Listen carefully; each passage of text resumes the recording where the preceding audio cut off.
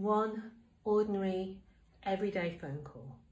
My mum called me and I was just getting ready for work. I lived in Bristol in a Harbourside flat, and I loved that I could look out over the river, and I was over the harbour rather, and I was walking distance to work. I worked in Lloyd's in Millennium Square, and so I was just getting ready for work and mum called me, and so I'm on the phone, and it makes me feel ashamed when I think back because I wasn't really paying attention. I was so distracted. I was thinking about a presentation I was giving.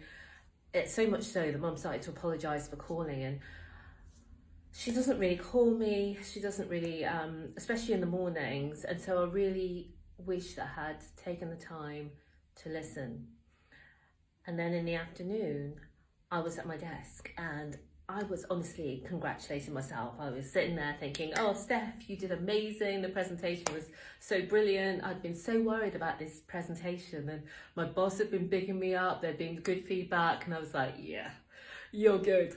And then it just came to me out of nowhere, and it was like a punch in the belly. And I just thought of Mum just waking up sort of groggy. She hadn't been very well. She was on her own. And just knowing that she'd been there in Birmingham, just reaching out for, I can just imagine it, just a bit of reassurance, just someone to say, Mum, everything's going to be okay.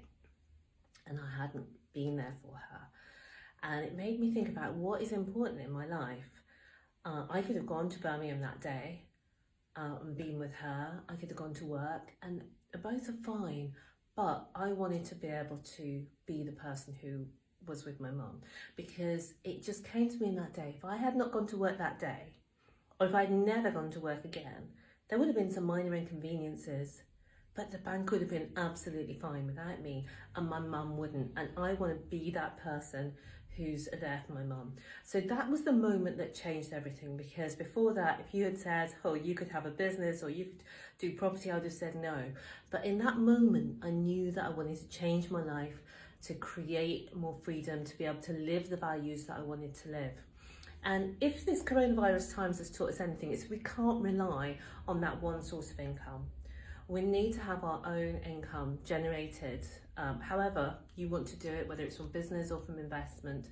But if you do want to get started in property, if you do want to do it using other people's property, if you want to use that cash flow to invest in your own properties, then follow this channel. We're going to have lots of amazing information like this one.